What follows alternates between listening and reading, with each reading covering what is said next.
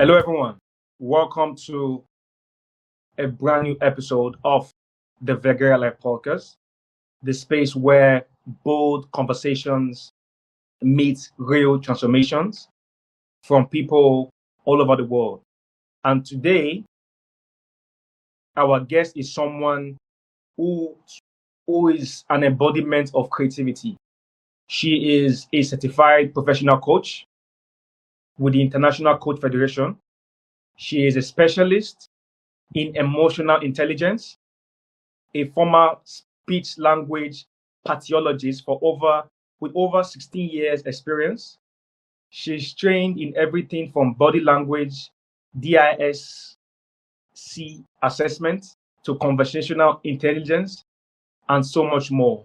And today we're going to be having Elaine Glencoe on the Vergeria Life podcast. In this episode, she's going to be talking about what real growth looks like. Personally, for me, I am super excited about this episode. And I know that everyone watching today is going to have an amazing time. Elaine, welcome to the Vergeria Life podcast. Thank you so much, Theo. It is my pleasure and honor to be here as your guest.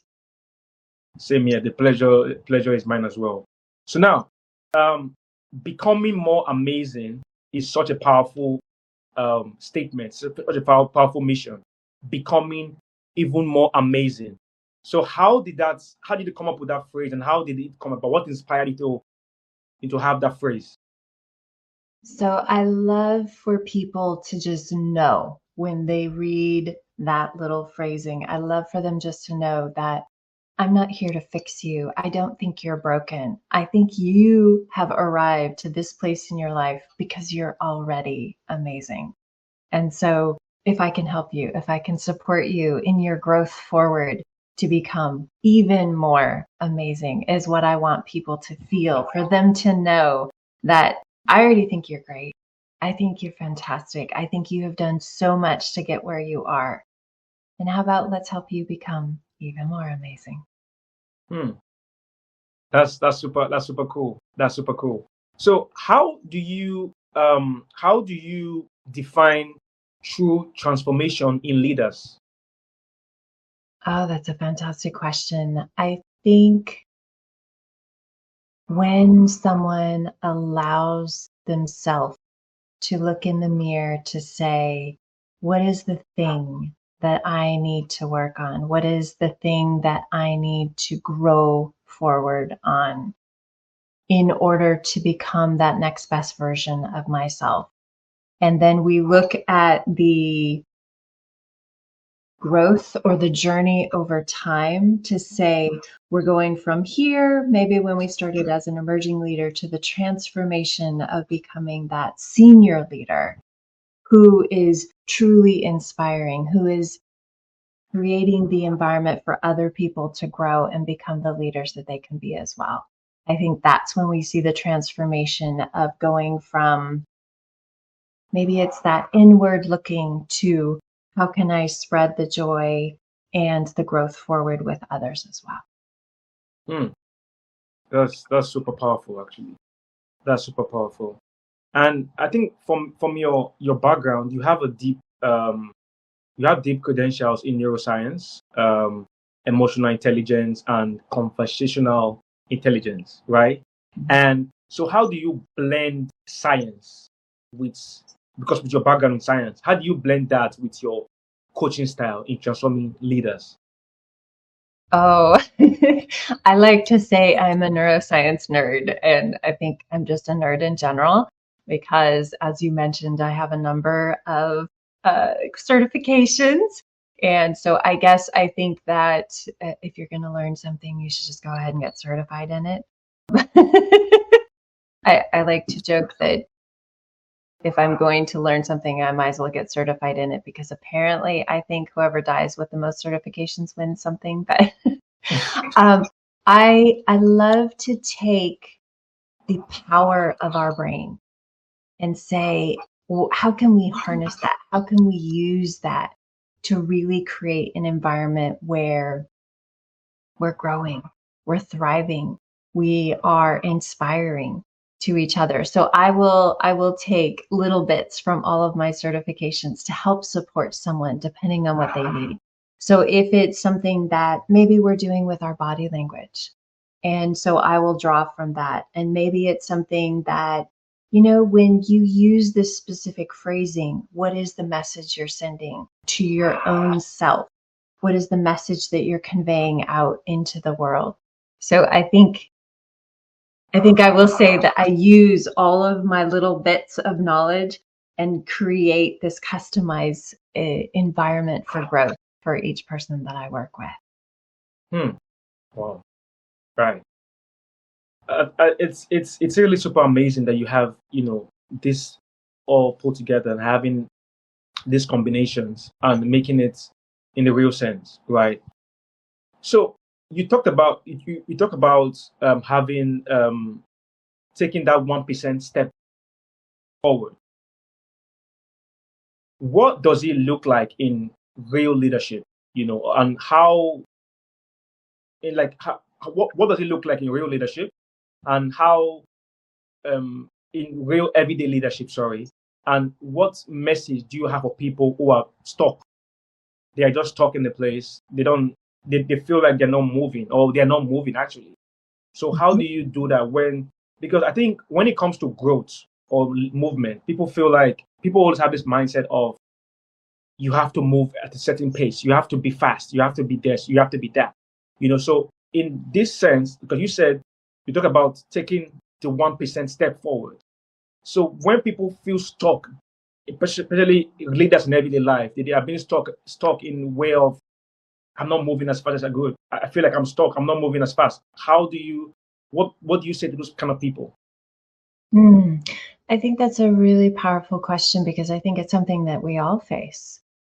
We all have, in coaching terminology, we talk about self-limiting beliefs. Something that says, there's nothing I can do. I'm stuck. I can't move forward. And I think it's really important that for everybody, leaders included, to say, let's stop and really ask the question, what is one thing that I can do today? What is one step that I can do? When you feel stuck, what can you change? What do you have control over? So let's say I feel like there's nothing I can do about my current situation. The thing that I can control is my mindset, is how I approach it, is how I choose to see it. And again, tying to that, our minds are so powerful.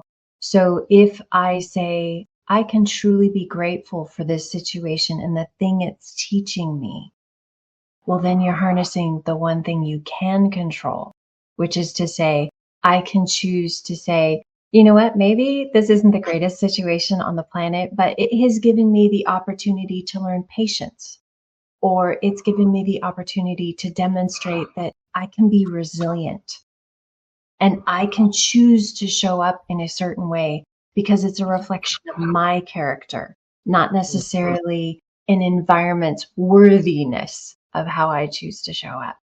And so I think for everyday leaders, it's to say, what is the thing that I can do today that will help me take one, maybe tiny step forward, even if that's just inside my own head, inside my own brain? Because I always think every opportunity is a chance for us to learn something. And even if that's later on in life, I'm going to be able to relate to someone that I wouldn't be able to otherwise because I've gone through this difficult experience. And that's a beautiful gift that we can use to take a current, maybe not so amazing situation and say, this is going to be the platform with which I'm going to be able to have a wonderful conversation with someone later. Or taking this back to the leadership realm of, this is going to be a way that I'm going to be able to reach down the hierarchy to someone and say, I may not be exactly in your shoes, but I know what that feels like to feel stuck and to feel like, how do I get to that next step? How can I grow forward? So let's talk. And I think that's the word that I'm going to tie to is vulnerability, to say, I've been there. I've been in your shoes. And this is something that I did, to say, the one thing you can do right now is Instead of saying, oh, why is this happening to me? The victim mentality, to say, how can this help me grow? Wow. Wow. Wow. And there are some things you said now that I really key into when you talked about mindset.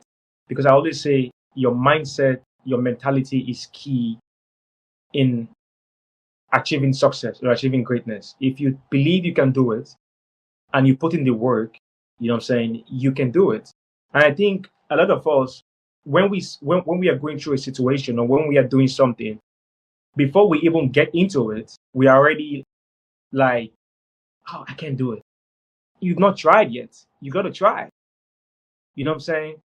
And now you said that every situation that you are in is an opportunity to grow. It's an opportunity to learn.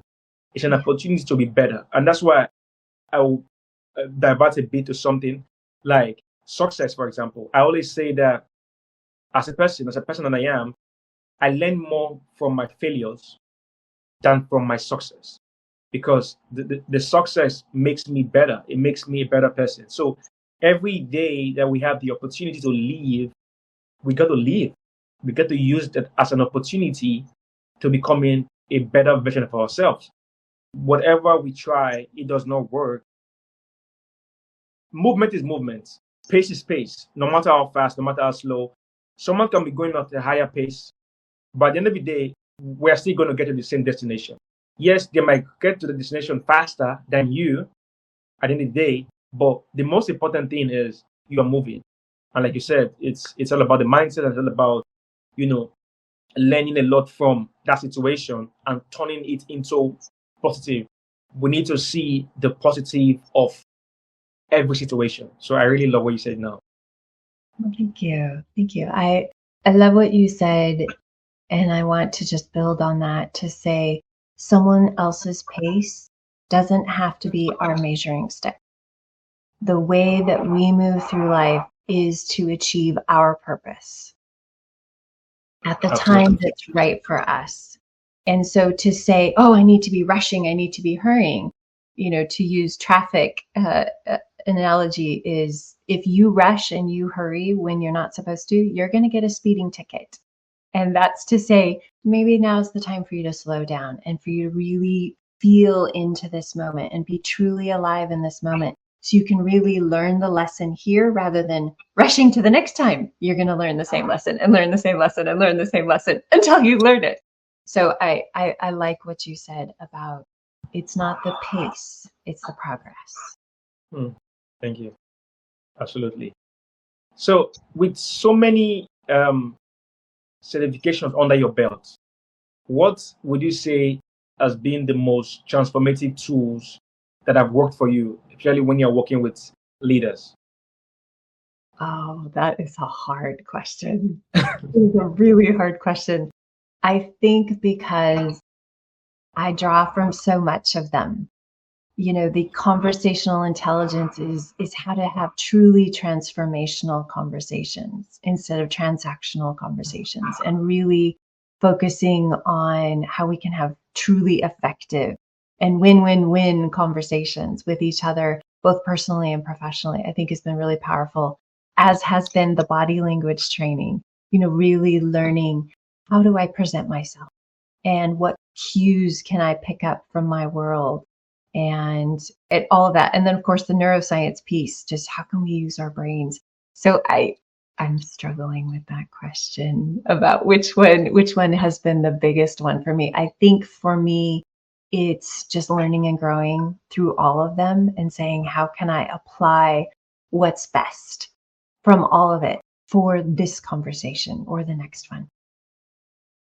Nice. I think you answered the question quite well. I think I think you deal with different people not the same way because everybody have their own perks, everybody have their own a situation. So definitely, I think it's a bit of a trick question for sure. And but you nailed it for sure. You nailed it. You nailed it. You nailed it. You nailed it. So you were a language pathologist for 16 years, if I'm correct. Yeah. Yes. So how has that shaped the way you help communicate and lead more effectively? Oh, another great question. You're just full of them today. Um, I think so. I worked in hospitals as a speech language pathologist. For some people, you'll be more familiar with the term speech therapist.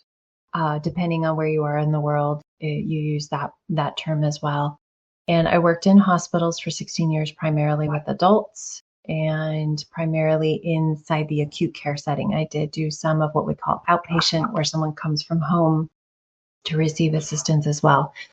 I think probably the biggest lessons I drew from that is just remaining calm, because by you being sort of this little aura of peace into a circumstance that has a lot of pain, a lot of discomfort, a lot of fear, that you can create the environment for someone else where they feel more comfortable and they feel more confident in your ability to take care of them, I think is something that I've really brought forward with me, of saying how we choose to show up can really create the environment for someone else to do their best work, and to, as much as possible, no one is perfect. Not even after 16 years of working in the hospital am I perfect. Right. So please don't expect that. But I think it's a beautiful opportunity to choose how we show up, to really create that environment and to choose our words carefully, to say, how can I make this the best situation for both of us so we have a truly transformative conversation, rather than to react out of fear or out of stress, and to really kind of slow down your inner landscape rather than just and expressing something out into the world that then feeds that I'm afraid, and so now I'm afraid, and now we're both afraid, and now we're both upset. I think was something that, because there unfortunately is a fair amount of situations where a patient is not doing well, and a family member may very honestly be really truly upset, and to say, how can I create the environment where we can both feel maybe just a tiny bit more positive about this circumstance through, I'm famous for quoting things and then not being able to remember who said them, so I'm super sorry. I'm gonna say a quote, and I don't know who to attribute it to, but it was not me. Is that people don't care how much you know until they know how much you care. And I think I really found that when you walk into a patient's hospital room, they don't care how many certifications you have swirling around. What they want to know is, do you see me? Do you value me? Do you care about my discomfort or my pain or my concerns? And then after that, I can hear about all your certifications and your competence and all of these wonderful things. But I want to first know that you see me as a person. That's deep, actually. That's really deep, though. And the quote is really deep. People don't care how much you know. They care how much they show. They care how much they show how much you care, or something like that, right? And it's a really deep quote. And you said something about showing up, and you know, for me personally, I'm just thinking my personal experience now. I've been doing, entrepreneurship. I've been an entrepreneur for many years, and there are times when I feel like I get bored. You know what I'm saying? Like I get bored of everything. I get bored of doing what I'm doing. I'm like, sometimes you get tired and you get to that point where you feel like bored. I've done it all. I've been there. I've done it. I've been, you know, like doing things repeatedly. So how for you as a person who you've been doing so many things for so many years, for a long time, for more than a decade, how do you show up even when you feel like not showing up, or when you're not in a good place to show up, or when you are bored, and when you feel like doing things repeatedly? How do you show up? How do you keep showing up? So I'm going to give you two answers. Okay. Two answers. One is that it's so important to take care of yourself and to find those things that rejuvenate your sense of creativity and verve and the true just enjoyment of life. For me, that's going out in nature and photography and trying new things. I'm someone who, when I was in Australia earlier this year, I decided I was going to fling myself out of a perfectly good airplane and go skydiving for the first and only time in my entire life. So for me, I keep pushing myself to try new things. And it helps if it's something that scares me just a little bit to prove to myself that I can do new things. And it will give you a new perspective when you try new things. So I'm going to say, for something where you want to kind of revive that sense, is to remember we all need sleep. So you can't push 24 hours a day. Otherwise, you're going to crash and eventually you'll sleep no matter what. Right. So keeping in mind that push is good, progress is good, but we all need time to just take a pause, focus on something else to really rejuvenate and give us that new sense of life into what we're focusing on. But the other side of this, I said I was going to give two responses. So my other response is, if you come to the end of a road and you're at a crossroads to say, should I continue doing this? If you can't dig deep inside of yourself and find the joy in doing that, then do something else. Mm. And the reason I'm going to say that is because I was a speech language pathologist for 16 years. And now I'm not, and I haven't been for coming up on 10 years now. And so for me, I came to the crossroads of saying, I really want to still be able to help people, but I want to do it in a new way. So I'm just going to say to you that, yes, it's very humbling to get to a point and, I have a master's degree and I have all these years experience and blah, blah, blah. Does not matter. For me, in order to show up and just truly feel alive, I needed to switch tracks and I needed to do something else. And so that's my shift into leadership development, coaching, and training. That was something that now it's the thing that lights me up and it makes me feel like, yes, who do I get to talk to today? Who can I make a positive impact for today? That is the thing that lights me up. So those are my two answers, is while you're in the track and you've decided, yes, this is the thing I want to do, how can you feed into your own soul? How can you help create that sense of, I enjoy this and I have found the one thing that I can do today that will just drive me forward by taking time in nature or doing a favorite hobby or listening to your favorite music, whatever it is that helps renew you. That's great. But if you get to that crossroads and you say, this isn't for me anymore, do yourself and the world a favor and don't keep pushing forward on the thing that's just sucking your soul out. Wow, absolutely. And I interviewed Nevin Jane sometime last year, Nevin Jane, and he said something. He said that you need to always do something that makes you feel alive, something that you are always obsessed with, something that you go to bed sleeping, thinking about it. You wake up in the morning, you think about it. Like you said now, you said when you switch to leadership, you are excited always about the next person that you want to speak to, you want to share, you want to hear their experience. So I think that's a key thing I would take from what you said, and it's super, super powerful. Thank you. Yeah, it's something that I think our world needs all of us to find that thing that just makes you sparkle and light up inside and just feel glowy and all alive. Whatever your words are, grab hold of that and don't let you be you, the thing that keeps you from that. When you say, oh, I can't do that, or I'm not good at that, have you tried? Have you taken one step in that direction? We were talking earlier about something that you felt like you couldn't do. And look at you, you're doing it. And you're amazing at it. And you're having these great connections and you're making connections between the conversations that you've been having. So you're doing it. So sometimes what we need to say instead of, oh, I can't do this, is I haven't tried yet. Let me try and see if it lights me up inside. Let me see if it's an area I want to grow into. And if it's not, that's okay. But don't not try it because you're scared. Wow, this is very interesting, and what you said is super powerful. And now, um, you know, in this era, in this world now, everybody tell you be confident, just be confident. You need to have confidence. You need to believe in yourself. You need to be be you and everything. And for me, I always talk about being authentic.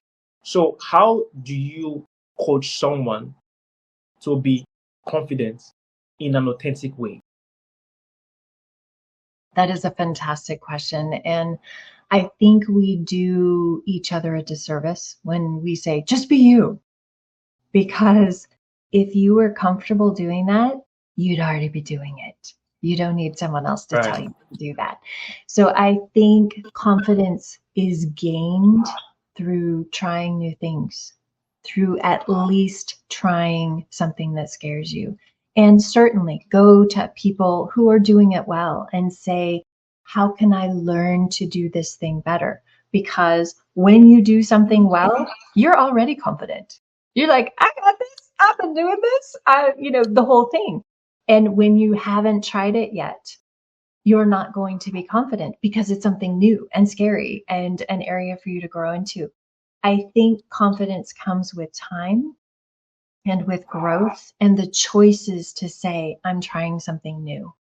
And I'm going to give myself the grace of saying, I'm not going to have this down 100%, but I am showing up and I am trying. And therefore, I am one step ahead of someone who sits on the couch and goes, oh, but that's scary. I don't want to try it. You are at least showing up.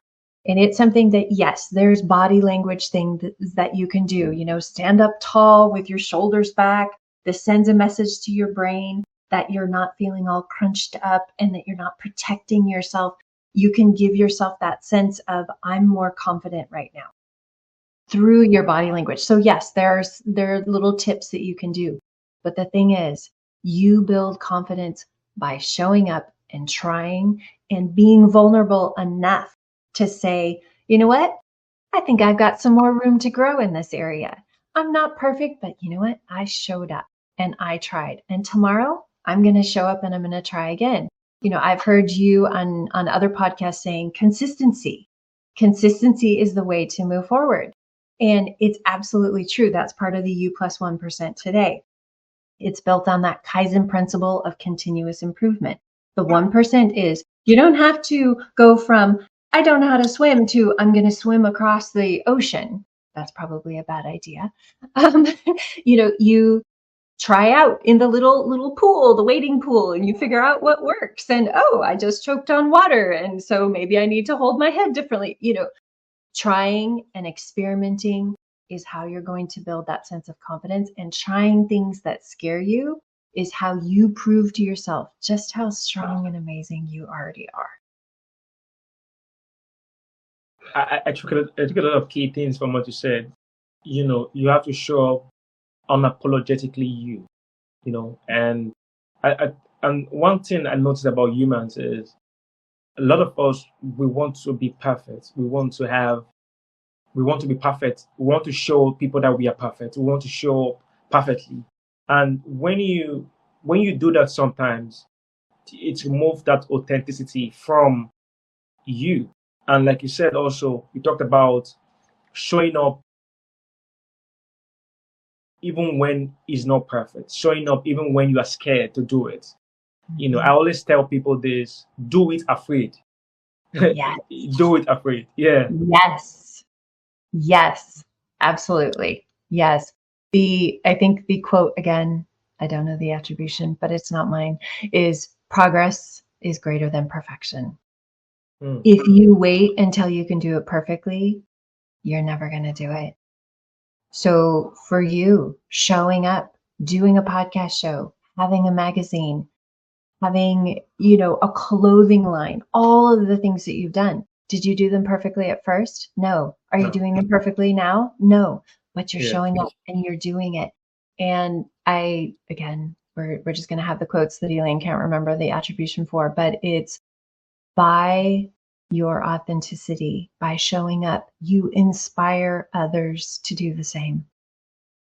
You shine light down someone's path by showing up and trying and showing that it's okay to come back to what you said, to do it scared, to try it anyway, to know that, yeah, I'm probably not going to get this right. I'm probably, in fact, going to say something that, but you're going to do it anyway because it's important. And because when someone else is looking at you trying, you inspire them. You've made your world a better place by you showing up for yourself and saying, I'm going to do this thing that I'm afraid of.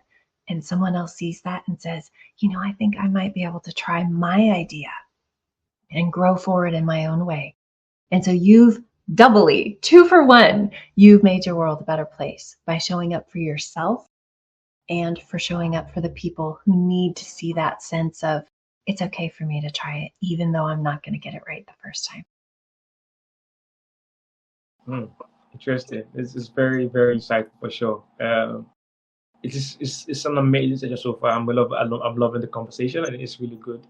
And we have lots of people watching. We have viewers from Africa. We have viewers from Europe, from America, from different countries in the world. New Zealand, the UK, America, which is obviously we have more people from America, but we have people from all over the world watching. So what advice would you give them when it comes to building a strong inner leadership? That's a beautiful question. I think I would say become very clear on what it is that lights you up. What is your passion? What is the thing that drives you? Find out what that is and how your values, the things that you hold dearest, support that. And then shine the brightest light you can for every step of the way that you're in, so that our world is absolutely the best place it can be because you are being the truest form of you. Wow. That's like the most powerful thing I've heard in a while. Very strong. Yeah. Elaine, this has been, yeah. I was going to say, I actually can think of the attribution for this quote. It's a Maya Angelou quote, and she says, do the best that you know how. And then when you know better, do better. I paraphrased ever so slightly. But I think it's that level of grace for yourself to say, you're not going to do it perfect, but do it. And when you know better, then do better and make our world a better place doing it.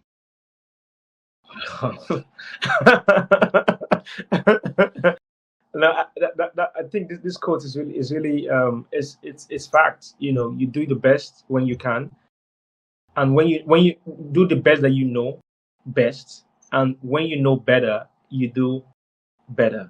Wow. Yeah. Wow. Finally, if someone listening now this interview, if they're feeling overwhelmed, uncertain, burned out, what would you say? What is the first powerful step they can take to move forward? That's a great question. And I think a lot of us face that. And I would say a couple of things is one, just take a few minutes. It doesn't have to be really long. It can be as long as you want, but write down everything you have to be grateful for and start with the tiniest thing. I am grateful that I have clean air to breathe. I'm grateful that I have clean water to drink, anything and everything. Be grateful for what you have right now, and then say, what is the one small thing that I can do today that will move me forward from where I am? And then add to that, surround yourself, reach out to somebody, talk to somebody, and ask them, what are 3 things that you think I'm fantastic at, or that you appreciate about me, or that you respect about me, whatever words feel good to you, so that you can remember the impact that you have in our world already. Interesting.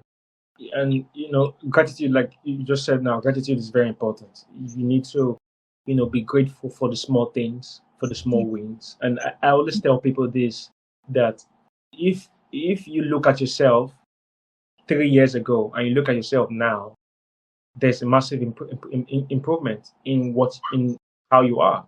But Yeah. sometimes we ignore the small wins, we chase the bigger ones. And I think when you are grateful for the little things, the small wins, the small things, then God will give you the bigger one. You get the bigger one. You get the bigger one. So I think gratitude is everything. From what I learned from this last part you said now, it's good to be grateful. It's good to be.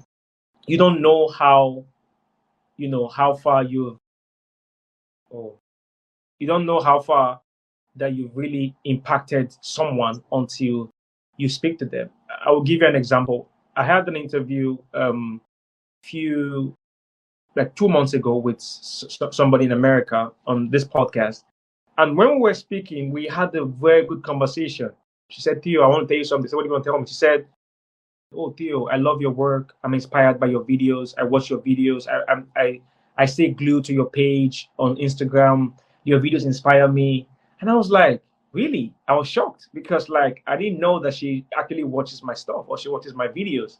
So, like you said, sometimes when you ask people for feedback, you realize that you do more than you even you're even doing more than you think you are doing. You are inspiring people. You are changing lives even when people don't say it, but you are changing lives. So I think that's like a very key point, that you said now that, no matter what, just keep going, keep doing it, and be grateful for the small wins. Very important. Yeah, no, absolutely. And I love that.